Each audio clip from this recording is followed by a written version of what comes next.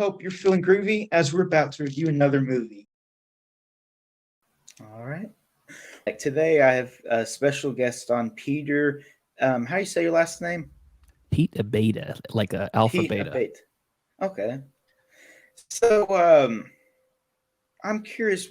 Today, we're going to talk about the film Snake Island, and what was your initial impression of the movie overall? I guess my first impression was, why me? I you know, needed you somebody to torture. no. I'm all for it. I love it. I love watching good and bad, and I've seen some pretty bad ones, and this is definitely not the worst movie I've seen. It's clearly just kind of a rush, low budget type movie, but there were some fun elements to it. Um, I think that whenever I'm watching a movie that is going to be pretty rough, I grade it on how fun it would be to watch in a group. And I'd say like the first 30 minutes or so was pretty slow. I mean, there's a couple of funny stuff, and you're like, oh, how many jump scares are there going to be in this before someone gets bit? And then and then once you get to the dance scene, you're like, okay, now we're getting in the good stuff. Now the snake's on the turntables. That's when it really settled into itself, and I'm like, okay, we got something good here. I I like watching bad movies to an extent because I feel like they help you appreciate the good ones even more. And there's a lot more to learn. I feel like I personally learn watching a bad movie than watching a good movie. How so? What do you learn? What do you learn from? It's like, what do you learn from this, from Snake Island? Well, I learned some things not to Yeah, don't do. don't talk shit about a snake that's sentient. Apparently, Well, like for an example, this is one of very many movies that were rushed, and that hurt the quality a lot. Mhm. And there's not really any reasons for us to care about these characters because they don't really tell us anything about it. It's more story centered than character driven, and Mhm. I I don't like movies that are story driven because my friend told me that when he was in college, they talked about how there's only 30 possibilities for a story. Like any story you come up with, it has to fall in one of those 30 categories. It's impossible to write a story and it not be in one or more of those categories. Okay. And so something I was thinking about is no matter what story you're writing, it's never going to be original, I guess, because someone else has already done a similar story. So the only way to really make it original is the characters that you Capitalize on the characters and the settings and whatnot. right. I feel like that's a huge reason why Star Wars was such a success because everyone liked Luke Skywalker. Mhm. Yeah, I mean, if you think about like the Star Wars journey, or really, I guess your friend's got a point. There's only so many stories that can be told, and it's all variations on that same version, or mostly variations on that same version, until you get into the like really obscure art house sort of stuff. Um, but it's Star Wars is set in space with cool gadgets and the Force and the light iconic weapon like the lightsaber and stuff. So it could take a really run of the mill story. Young boy feels like he has no home, joins some force to joins a greater force, the Rebel Alliance, to fight the forces of evil. It's like that's the basic story. And there's a daddy complex in there too. So you know, say you've heard the story before, but this time it's in space and it's 1970 whatever. So it's groundbreaking. I don't think Snake Island really broke any grounds, but one of the things that I thought the filmmakers were doing in this, I'm going to use the word film gratuitously because this is high art. This is a film. Okay, it's not a movie, but I think they probably had access to. I feel like a lot of the snakes in this were real. It wasn't. There were some rubber snakes and there was some a couple of CGI things, but I feel like a lot of the shots were like, wow, how'd they get that shot on this budget? They probably just knew a guy who was good with snakes, and he agreed to have one go in his mouth, for the movie. And I feel like a lot of the shots were, or the movie was really built around, well, I got this cool shot in my head, and Carl over there, who's the snake guy, he says we can do this with this one type of snake, and let's work that in the story somewhere. And then they really didn't know where else to go with it, because what you say about learning more from bad movies, I think I can agree with that to an extent when it comes to like story structure and characters, because these campy, cheesy sort of movies, they have a trope. The slasher trope is, one central protagonist, usually a female, who is saving herself for marriage, and everybody else around her who is maybe more promiscuous, they're the ones that are getting taken out by the big bad guy, and blah, blah, blah. And there's always, the jock, and then the nice couple that you like and you're sad when they die, and then the mean couple that you don't like and you're happy when they die. And then you have the final girl. With these kind of cheesy adventure movies, there's usually a young, kind of snappy, funny protagonist, and this movie didn't have that. I didn't realize I needed that, or you subconsciously don't even know that that's in there in all these other movies. It's just like, oh yeah, there's the guy. And in this one, maybe that was the married couple. I think they were married.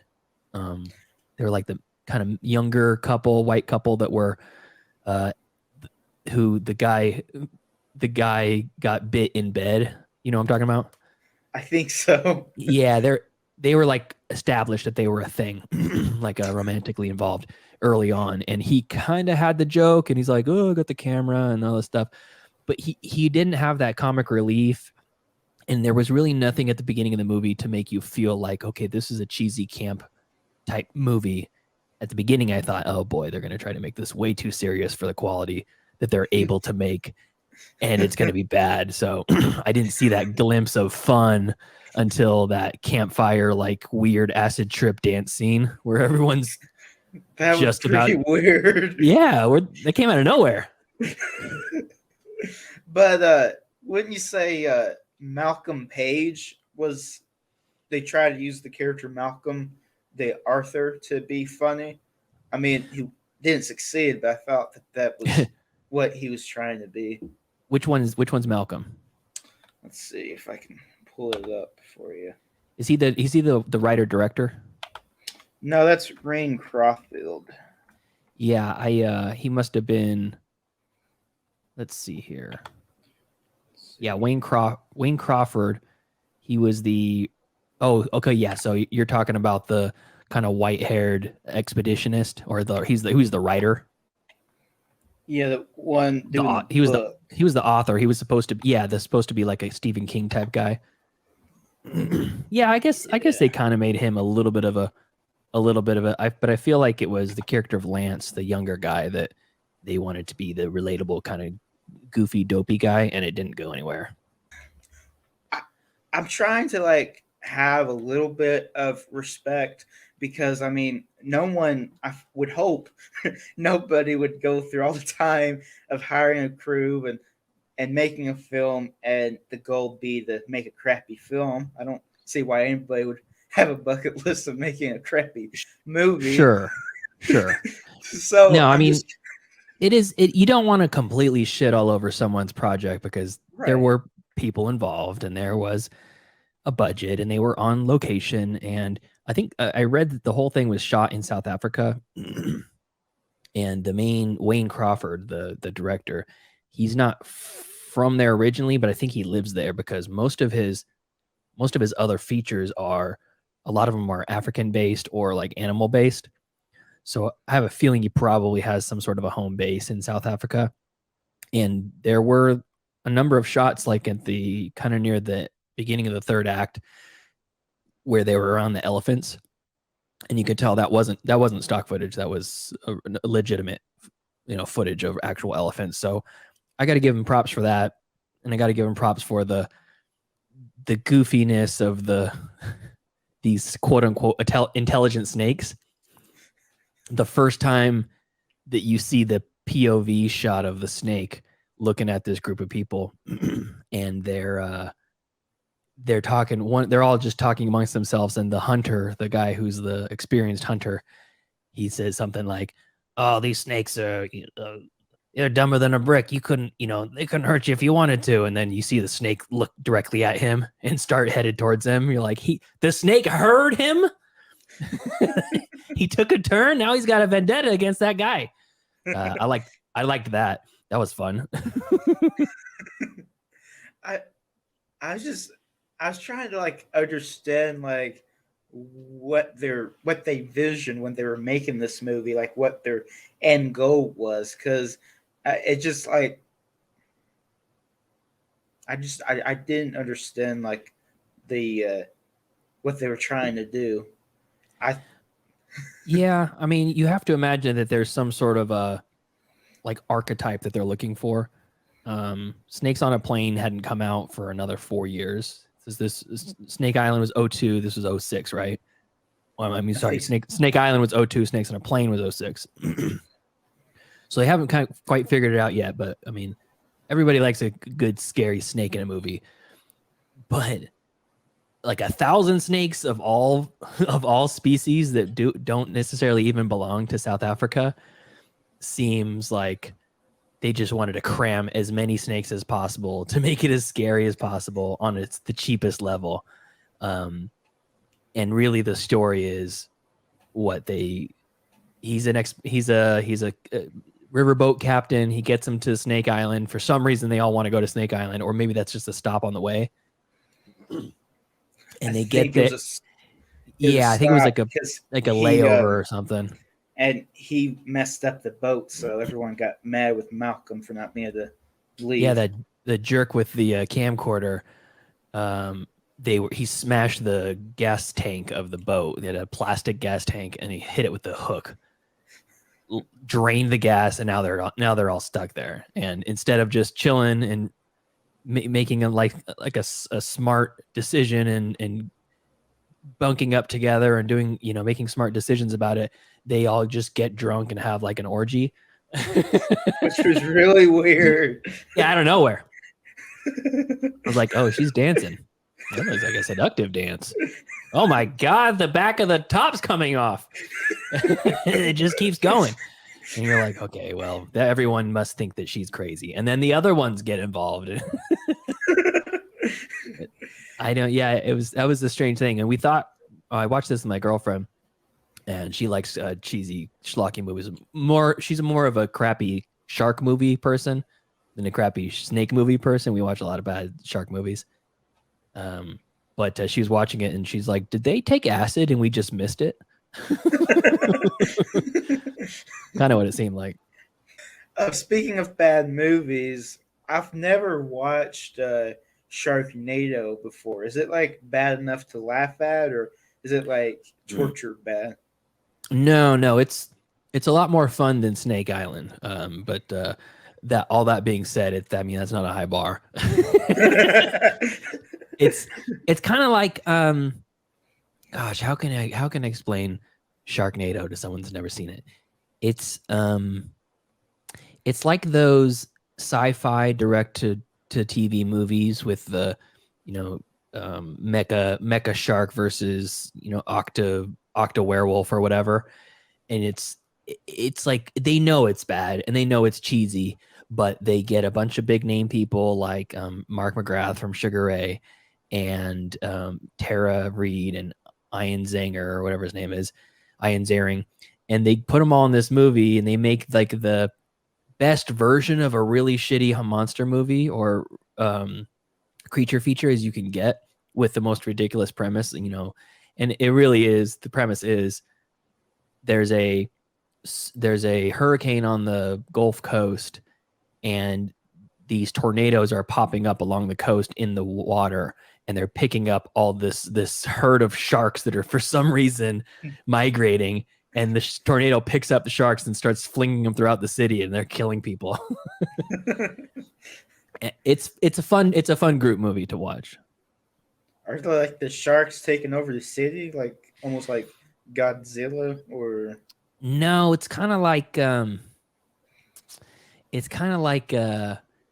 stay out of the public area. Like imagine anywhere you could get wet if it was raining, you're in danger because a shark could literally rain down on you from this tornado.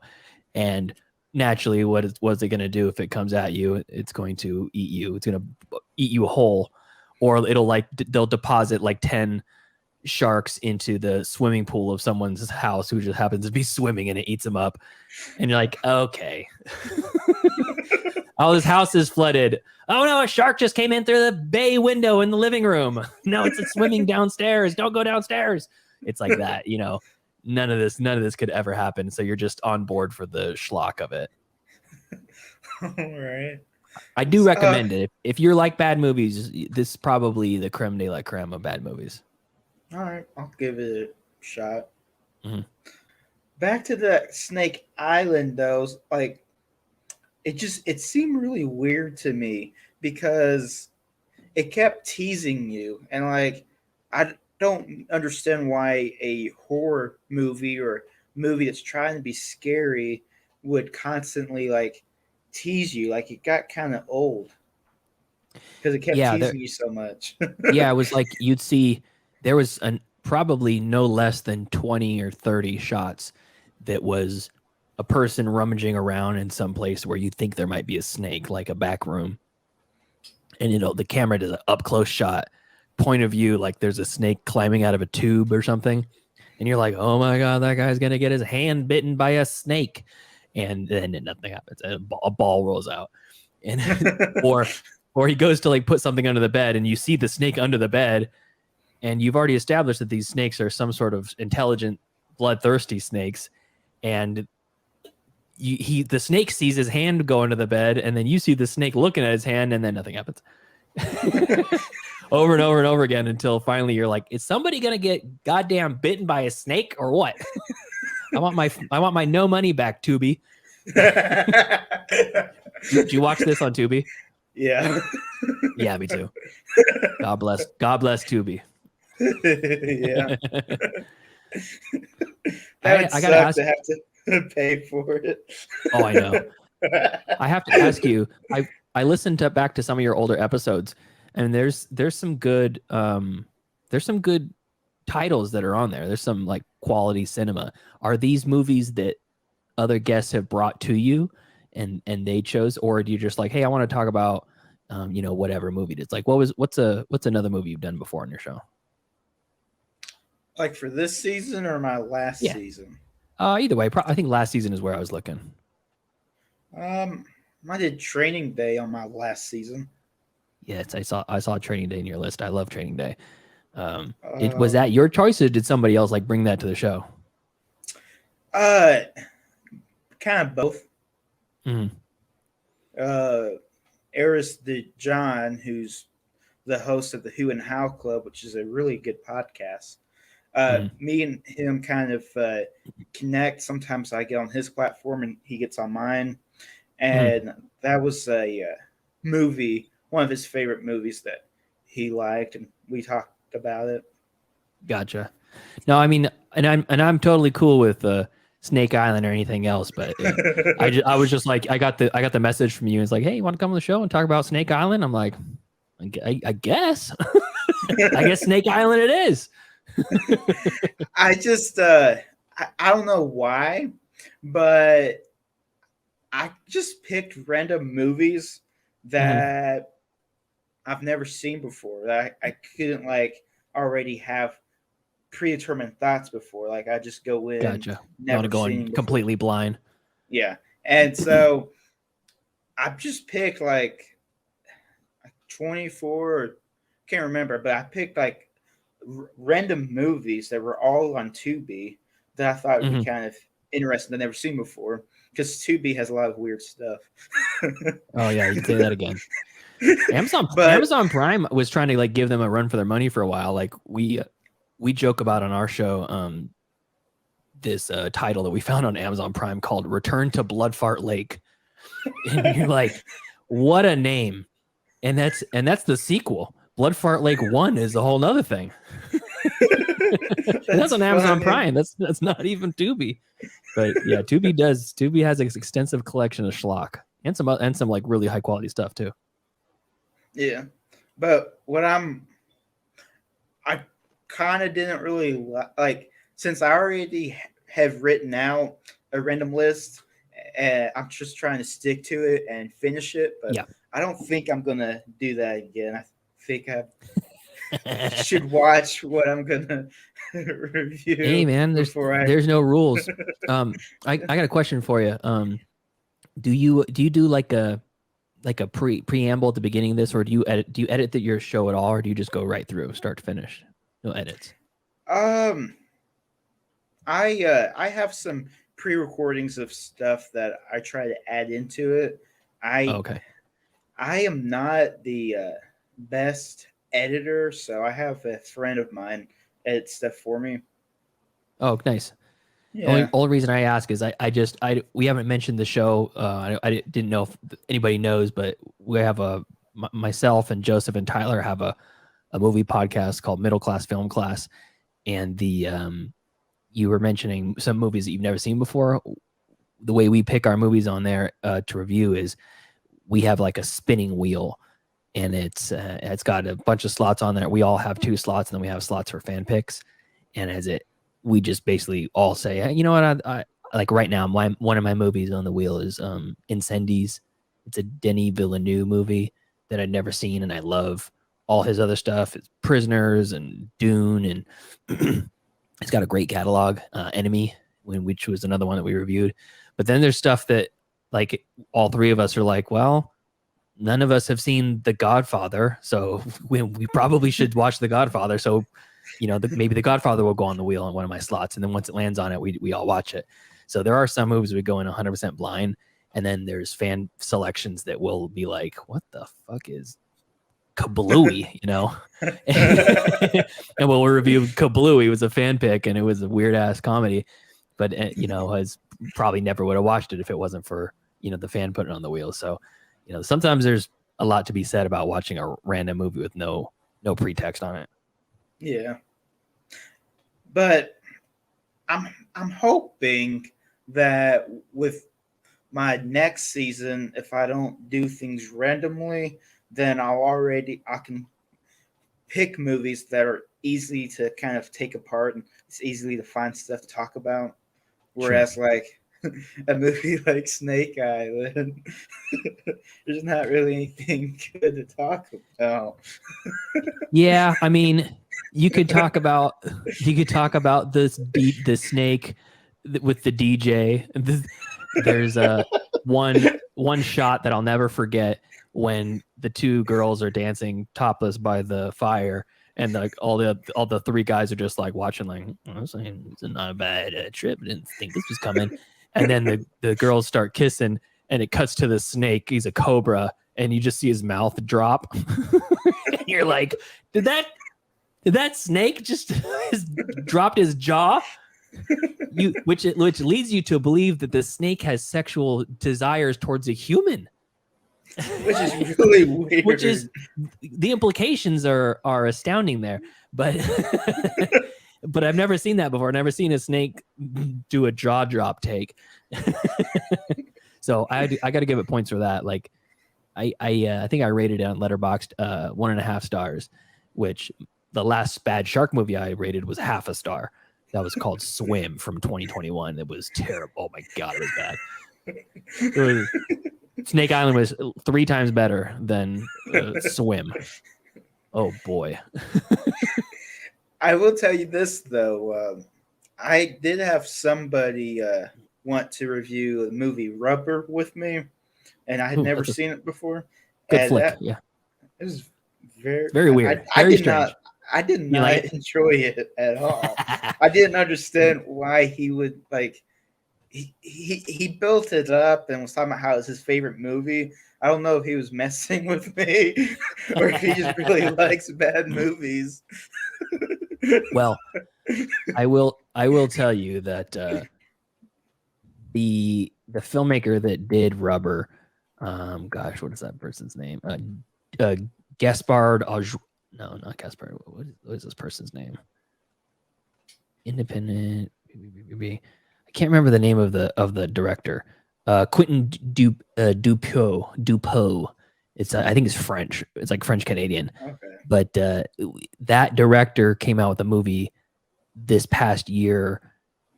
I can't remember the name of it, but basically the plot is there's just two kind of idiots, kind of a Dumb and Dumber type situation, and they're bad guys and they're just kind of like small time crooks, and they one of their job is to this job they picked up is to transport this package from one place to another. It's like a big duffel bag or something in the trunk of a car, and they decide to open it thinking there's going to be money inside and they're just going to steal it, and it turns out it's a giant housefly. It's like the size of a small dog. It's like a 30-pound housefly, and that's the whole plot of the movie. It's just they find this fly and it's like a real life living creature, and they're just like, wonder what we can do with this. And then who knows? I don't know where it goes from there. But that filmmaker obviously has a knack for very strange storytelling that doesn't fit in those 30 prompts of every story ever told. What really threw me off about the movie Rubber, since I brought it up, was at the beginning of the movie, it tells you, the audience, that this movie has no purpose. Like, I just, that threw me off. That was weird to me. Like, you go through all this to make a movie that has no purpose. I don't get the appeal. Yeah, it's a weird thing, you know. I can respect just how odd it is, because I did see Rubber, and it was like the first time that you see the tire like focus on the crow or whatever at the beginning and explode it with its brain, which it doesn't have because it's a tire. You're like, okay, I guess we're in for that kind of movie. Oh, by the way, the name of that movie with the fly is called Mandibles. And Mandibles, and it came out in 2020 officially, but I think you could only really view it in 2021. Kind of weird. What a weird filmmaker. I just don't get it. Like it's weird to imagine what kind of people would pay money to see a movie about a tire. Because they're tired of the same old stuff. How many movies do you watch? On a regular basis, would you say? I try to watch 3 or 4 movies a week. 3-4 a week, okay. So let's just say, if I can, more. Just depends on my free time. So one of my challenges, which we talk about on our show, Middle Class Film Class, is that last year I wanted to watch 500 movies in 2021, and I succeeded it. I got to 524, which was like, I think 9.8 a week or something like that. And it was really hard. But at some point I was like, okay, another rom-com, okay, another horror, okay, whatever. So I really kind of did end up, as I was like consuming so many movies, I started kind of gravitating towards some of the weirder stuff. And I think that people have seen the same old story so many times, as you said before. So it's kind of interesting when you get something completely bonkers. Are you cool with like slasher movies and like gore and stuff? I don't have a problem with gore. Is that what slasher movies really are? Is just gore? Yeah, pretty much. Like people killing people. Like I'd say like any movie where there's a murderer or serial killer on the loose, I would call that like a slasher. Yeah, I'm fine with slashers. So I would love to hear your opinion on a movie that came out last year called Titane, Titane. I don't know if you've heard of it. I have not. It's a French movie, and it's made by a very controversial filmmaker who makes some really intense stuff, and it was probably my favorite movie of last year, and it is bananas. I don't even want to tell you anything about it, but if you really want to challenge yourself and watch something that's very, very, very good, like I wouldn't call Rubber good. Rubber's a fun movie. I mean, it's a fine enough movie, but it's just weird it's a well enough made movie, but it's, I mean, there's not much there to it. It's just kind of a gimmick. Maybe experimental. Titan is a really well made movie, and it it is it'll challenge you to look at it and go, what did they mean by this? Because there's, again, I won't tell you anything about it if you really want to get into it, but it was my favorite movie of 2021, or if not my favorite, like top 3. And most people would look at it and say, okay, that's the weirdest movie I've ever seen. All right.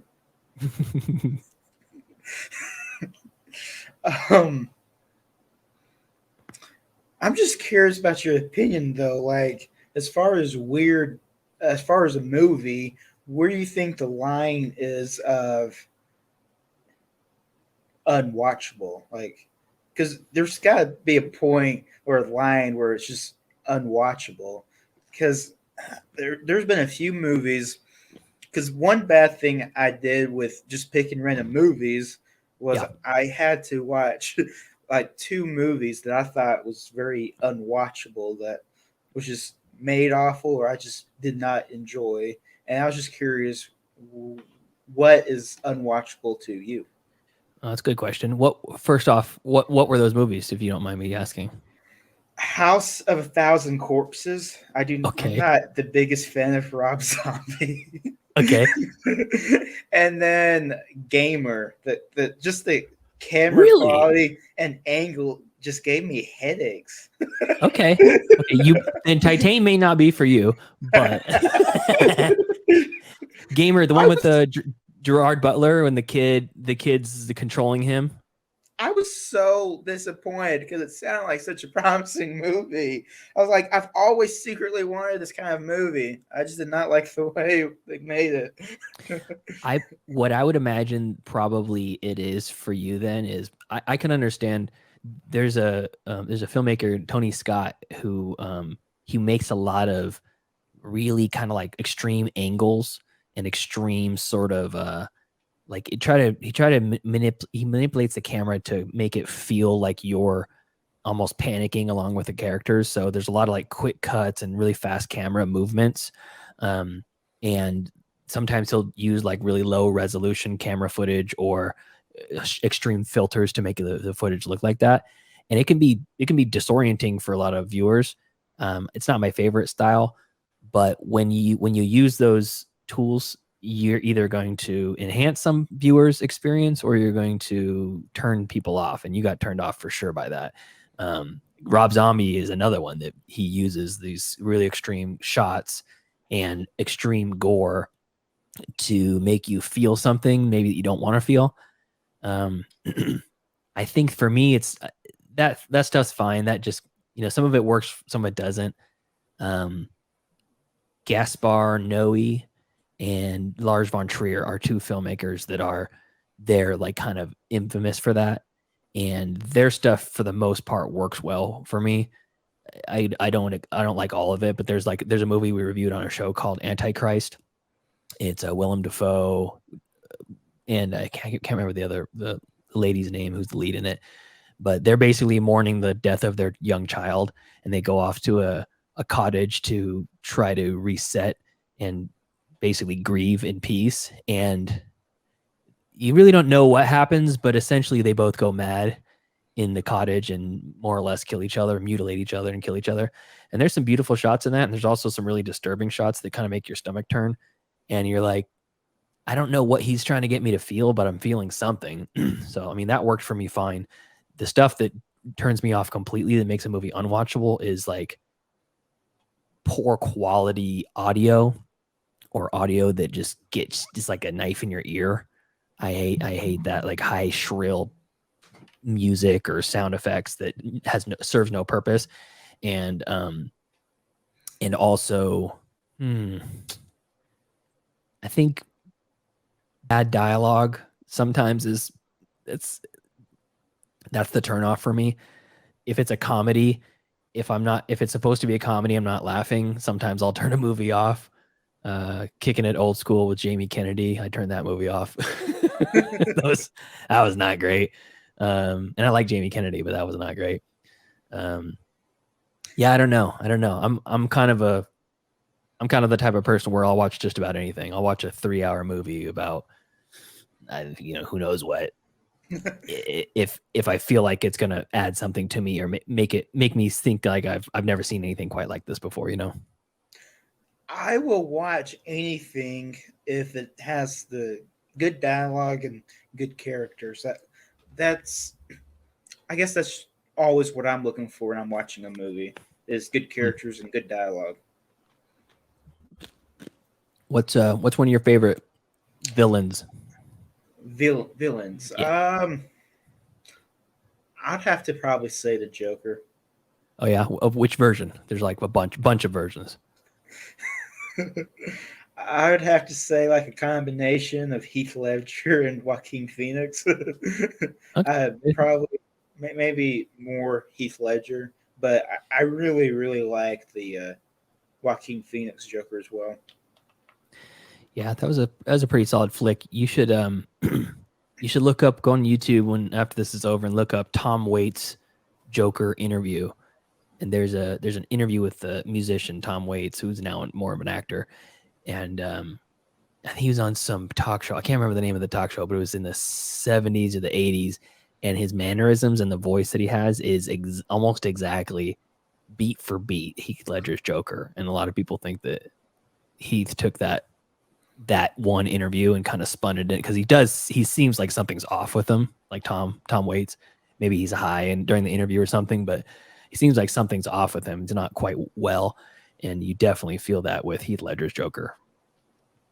Yeah. But I'm with you. I like good characters. Daniel Day-Lewis from There Will Be Blood, fantastic villain who you're really attached to for the whole movie. So you have to like him or really hate him and like to hate him.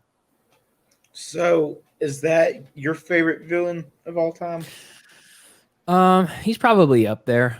Like as far as like, I never really thought about like my absolute favorite villain, but he's a character that I think I find a lot of interest in. If I'm thinking of like traditional villain, because he's just more like just a bad guy. He's more like a real life villain. If I'm thinking of actual like bad guy, kind of cartoonish bad guy, that's a good question. I'd say maybe Scar from The Lion King. Jeremy Irons as Scar. He's almost like a dandy. He's like he's a layabout. He just kind of is making it by. He's a brother of the king, which I know the whole story is Hamlet, so I mean it's nothing new. But just his ability to kill his brother in cold blood right in front of his brother's son, and then take over and run the kingdom to the ground. I'm like, what a creep.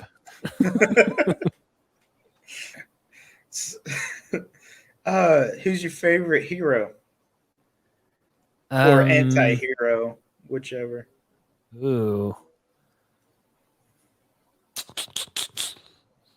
That's a good question. Throwing these big questions at me. Favorite hero. Maybe gosh, that's a good question. I like Django from the Django Unchained. I dig his whole character start to finish. Starts from like humble beginnings and doesn't even know what he's getting himself into as he's growing, and really all he wants to do is get back to his wife, but he becomes something much bigger than that. I like that a lot. I wouldn't say he's my favorite, but he's a good one that comes to mind. The Django is probably, in my opinion, Tarantino's best movie. Oh yeah, really? Yeah. What's your favorite? I've had a lot of guests come on and like talk all great about Tarantino, and like I feel like he's just a little bit overrated. But I mean, he has good stuff, but I just think he's a little overly praised on certain things. You have a filmmaker that you would say is goes toe to toe with him, like recent people? I I don't really keep up with recent people anymore. Just I've gotten a little tired of new new movies, Mhm. and I guess I've been a little closed minded because every time I watch a new movie, it just kind of proves my point. Sure, sure. but but I I I like Alfred Hitchcock a lot, Oh, that's which nice. I I wish more movies today were made in a similar style because I would like to see his movies remade today and see what they would be like. That'd be kind of cool. Yeah, that'd be neat. I'm sure there's probably filmmakers out there that are basically throwing back to Hitchcock.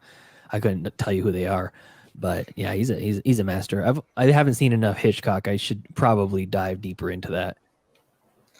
I just I like him so much because I like how he uses your imagination to scare you, and how like I was listening to his interview because one movie I did a review on earlier this season was Psycho, and Mhm. whenever I was reviewing it, and because it was an Alfred Hitchcock movie, and I was excited about it, I went to did like hours of research on the movie because I was so excited to talk about the movie. I was watching all these interviews with him, and he was talking about how when he every time he does a movie, he wants to scare you by not showing you what you're supposed to be scared of. Because if he showed you, it's never going to be as scary as what you're going to picture in your head. Mhm. And he was talking about how during the movie Psycho, so many people complained about how scary the shower scene was. Have you seen Psycho? Yeah, yeah, that's one of the few of his that I know for sure. I've seen start to finish. But what's interesting is you never see anything scary in the shower scene. It's just camera, everything is right, and the shots are right, and you think you see something because he kind of plays with your head, but there's nothing really there. Yeah, there's a documentary about that scene. I can't remember what it's called, but it's something like 113 cuts or something like that, and it's all about how they shot that shower scene. I haven't seen it myself. It seems interesting, and I'm not like deep into Hitchcock enough to go seek out a documentary about the making of one single scene from it. You're But right, right. basically, that scene itself was groundbreaking at the time because I think there was over 100 cuts or something ridiculous like that within a 30-second like a scene, and it Something was like all that, yeah. yeah, it was something ridiculous, and it clearly worked. I mean, it did its job accurately, or did its job perfectly. Um, but I think Hitchcock also has said something really interesting, which was if you tell an audience that a bomb is going to go off in 5 minutes, and then it goes off in 5 minutes, they're going to be on the edge of their seat for 5 minutes. If you tell an audience a bomb's going to go off in 5 minutes and it never goes off, they'll be on the edge of their seat for the rest of the movie. And he was a master of suspense in that way. And there's some really amazing newer people that are making some really intense stuff. But I think he was a pioneer in that aspect for sure. Um, So Snake Island, huh? yeah. Great movie. Love it.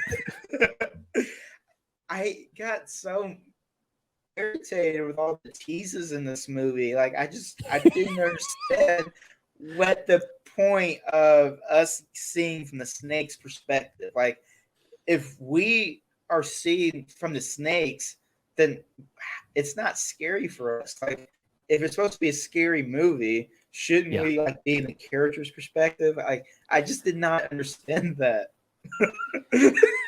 Yeah. I mean, every once in a while, putting like a perspective shot from the creature that's creeping in towards the person is good, but God, they overuse that quite a bit. That and the almost jump scare got overused to death, and then finally, when it's like all of a sudden the snakes start attacking again, It was like, okay, this one person gets bit by a snake, and now 100 other snakes are biting that person. It's like, where did these snakes come from? Where are they? Were they all like lying and waiting for the right time to pounce? Usually it's like one snake, or you fell into a pit of them, and okay, there's a bunch of them, but there was no pit of snakes. He's in the middle of a courtyard. The snakes come out to feast on this guy. And it was pretty rough. But you're waiting like probably almost the first hour of the movie before any of that actually takes place, and it's like when it starts happening, it's like you don't care anymore. Yeah, exactly. You're like, okay, I've already. Yeah, I feel like so. If I were to watch this movie as a group, I would put it on and just start it, and then I would tell everybody, "Hey, we're gonna watch this movie." And then as everyone's like, "Oh, what is it?" And like, "Oh, don't worry about it. It's a snake movie. It's crappy. It's fun." And then and then they're like, "Oh, okay." Everybody starts sitting down on the couch and getting ready, to receive this movie. And you're like, "Oh, we have time. You can make a snack or something." And everybody can get up and make a milkshake or microwave a frozen pizza or grab a bowl of pretzels and a couple beers, do your taxes a little bit. And then by the time you're done with all that, then the good stuff comes in. You got a good 25 and a half minutes before anything of substance happens in the movie.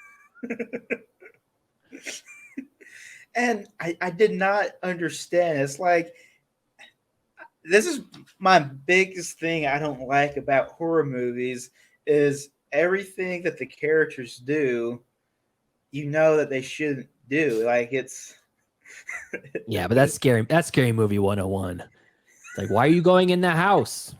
Don't go in the house. Don't go in there. That sound, there's no one home.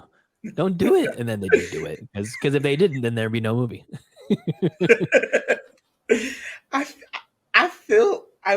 But I wish there'd be like a scary movie where it just didn't feel like it was as dumb. Like, you know what I mean? Sure. I'm with you. Yeah, there's some new stuff that's like, there's a whole quote unquote genre that people call elevated horror. And I haven't seen the new Scream movie yet, but I've heard a lot of people saying how they kind of take a knock at this quote unquote elevated horror genre, because it's some newer stuff like Robert Eggers or oh gosh, what's his name? Ari Aster. Ari Aster did Midsommar and Hereditary, and Robert Eggers did The Witch and The Lighthouse. And it's like all those movies, maybe not The Lighthouse, not an overtly scary movie, but in the other three, which are straight ahead damn near horrors, it's like the characters don't really make that bad of a decision, and when they do, the other characters are acknowledging, they're like, why did you invite her to our trip? Why would you do that? And she's like, I know, but she's not gonna go. And then sure, she says, okay, I'll go. And then you're like, oh, Jesus Christ. And now we're all on the plane together. And it's more grounded in a reality than this fantasy world. So if you want to see some pretty good stuff like that, I mean, Midsommar, Hereditary, The Witch. The Witch is not as accessible because it's like a period piece. It's from the 1700s. But Midsommar and Hereditary are legitimately disturbing movies in a couple of scenes, or more than a couple of scenes, and the characters, I know you like good characters, and they're really solid. All right. I'm not sure if I want to watch a movie if I know it's going to disturb me. Oh, it will. It will. My girlfriend walked out of the theater in Hereditary. We drove there together. I had to get a ride home. I'm not joking either. There's a scene that involves a telephone pole and a child. And if anybody's seen Hereditary, you know what it is. And when that happened, she's like, okay, I'm going to go. She whispered to me, I have to leave.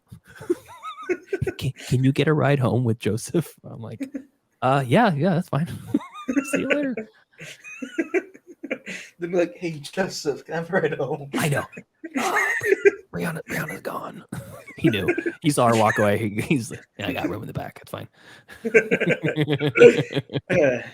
You're like, I don't have to walk home. Yeah, we did do a review on Hereditary on our show, and I asked my mom to watch the movie for the show, and she watched it and then called into our show and was like, "What the fuck did you make me watch?" That's funny. Yeah, it was a good episode. It was a fun episode. But did you see the new Kingsman movie? Is it The King's Man? That one? Yeah. No. I've seen the first two, and I didn't catch that one. Well, me and my friend like the first two, and this is a prequel to the first one. So we were kind of excited about it to go watch it. It kind of made me like have the same mindset that I don't need to watch newer movies. There's just a lot of older stuff. Pretty bad. Yes, really. Oh, that's a bummer. That series had some promise. It was kind of a fun fantasy action movie. You know who the actor Ralph Fiennes is? Oh, Ray Fiennes, yeah. Yeah. There's a scene where he's looking at a guy's leg. That was just too much for me. That's it? He's just looking at the leg? Yeah, tap out? He kept licking it. Like licking his leg? Yeah. That was his way of torturing somebody, like to get them to give him the information that he wanted. All right, they jumped the shark officially on the Kingsman series. I mean, I guess that's one way to make someone talk. That kind of goes into like Ace Ventura When Nature Calls torture territory, when he's got the guy kidnapped and he's like using the silverware on the plate. It's like, oh, you don't want to talk, huh? And then puts the fork and knife on the plate, and the guy's like, oh, no. It's a comical. Was it supposed to be funny? I have no idea. I didn't. Just like this movie, I wasn't sure what their goal was. That's a bummer. Whenever I walked out of the movie, I Googled a bunch of movie reviews of the movie to see if I missed anything worth watching. And I was like, no, because people that watched the entire movie didn't like it. So I'm like, all right. Gotcha. Yeah. It doesn't have terrible reviews on IMDb. It's got like 6.8. But who knows? What did Rotten Tomatoes rate it? Let's see here. The Kingsman. I haven't trusted Rotten Tomatoes. It seems like they highly rate bad movies lately. Let's see. Rotten Tomatoes, The Kingsman. 42%. Yeah, that's pretty low. Yeah, okay, so that's probably about 42% critic score, 80% audience score. Interesting. I guess audience likes you're being in that tortured 20 by licks. Yeah, you're in that 20% that wasn't having it.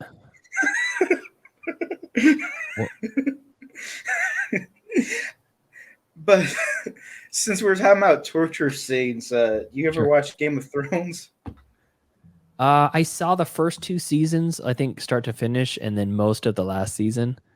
So I remember seeing a torture scene where I guess it's really more of a death scene where they pour the molten gold into that guy's mouth. That was pretty. No, I can't remember what season it was, but there's a season where this guy was literally like cut off parts of this guy's body by torturing him.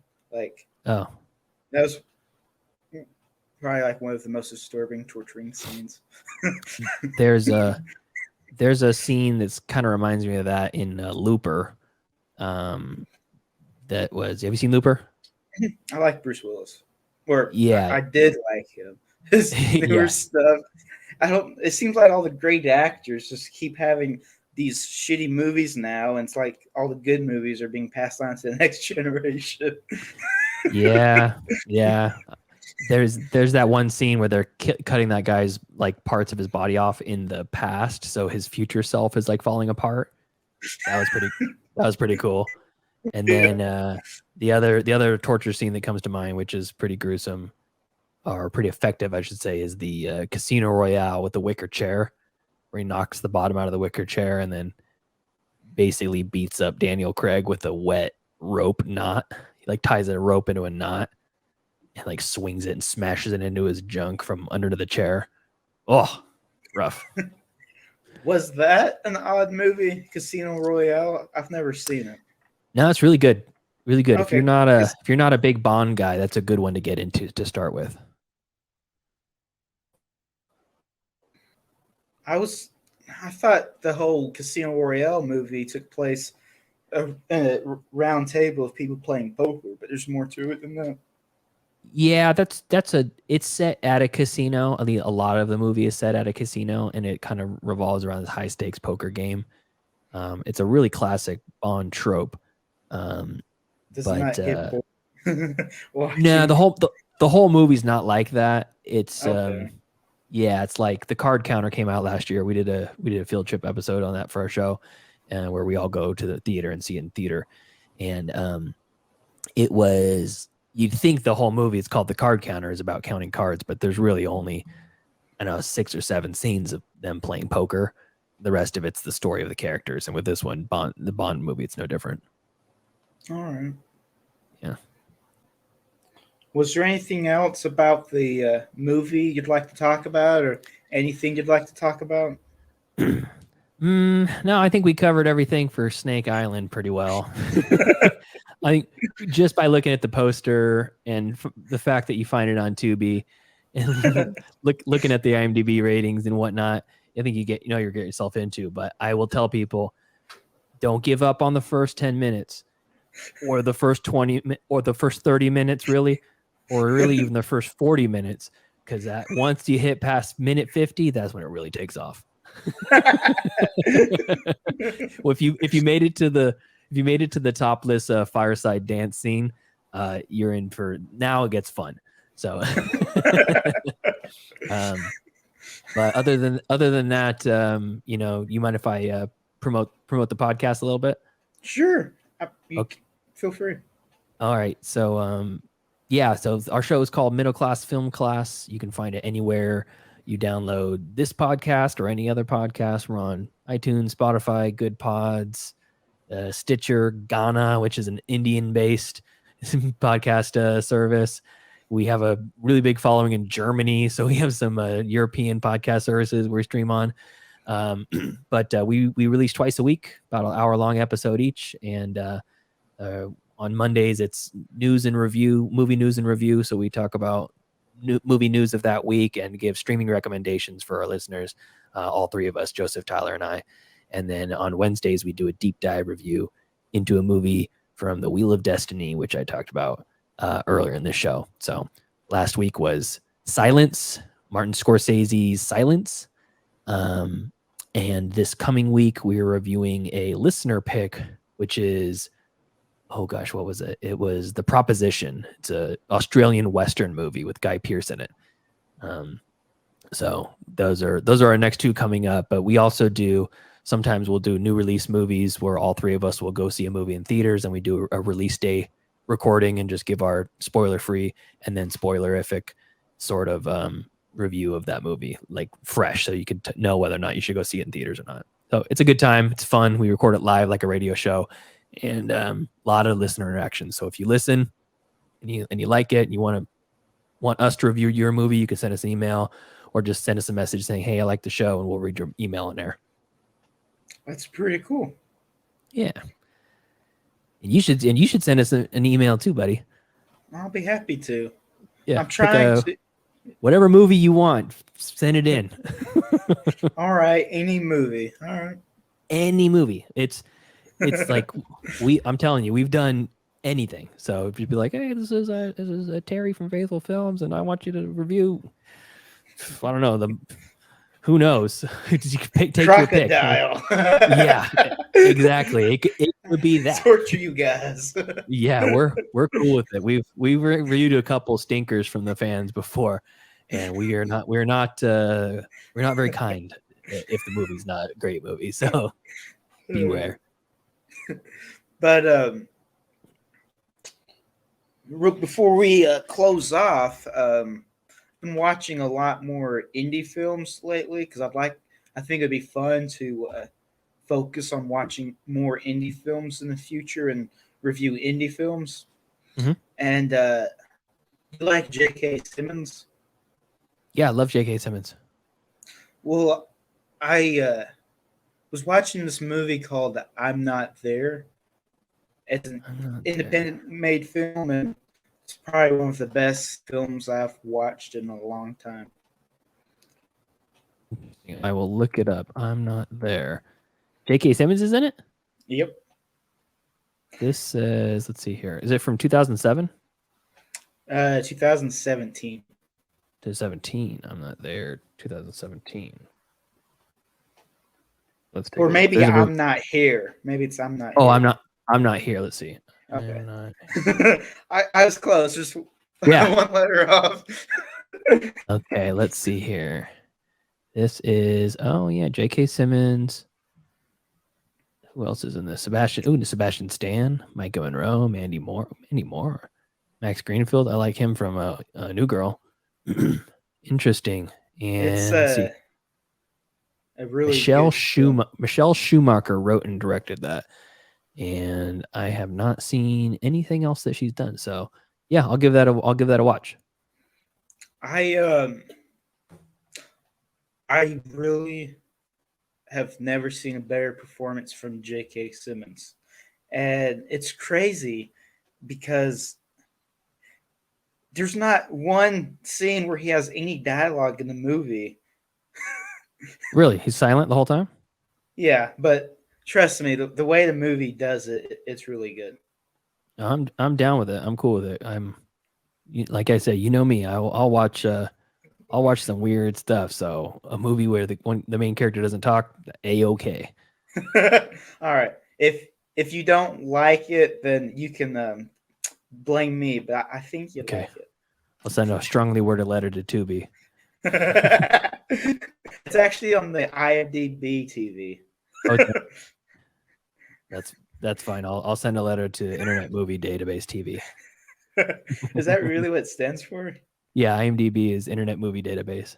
That makes so much sense. I never knew that. Yeah, I'm a big car guy, so I like I like seeing classic cars in movies. And if I'm not sure exactly what it is, I'll go to CDB, which is Internet Movie Car Database, and people will take a picture, a screenshot from the movie, post it in there, and say, "Here's a 1983, Dodge Corvette or whatever, And there's all the cars in the whole movie, even the ones in the background. I'm like, who's putting this in there? Some maniac is out there doing it. So good for them. I hope that or they're really enjoying it. That just does not sound fun, but Well, clearly you're not a car guy. Well, I mean, even if I was, though, I mean, wouldn't it get kind of boring? Like, someone's got it. Someone's got to do it. Imagine if you were tasked to do all the cars for Fast and Furious. Like, that would take forever. Every single possible car. Absolutely, that'd be crazy. All right. Well, I enjoyed this, and I had a good time, man. Us work together again, and I hope you have a good evening. You too, buddy. Thanks for having me on. And for all you listeners out there, if you check us out, send us an email. Let us know you found us from the Faithful Film Fanatic. It'd be great to hear that. All right. And I'll not sure yet when I'm going to upload this, but I'll let you know. Cool. Thank you, Terry. Appreciate you, buddy. No problem. And then I'll send you the email of this file here in a second. Okay. All right. Bye.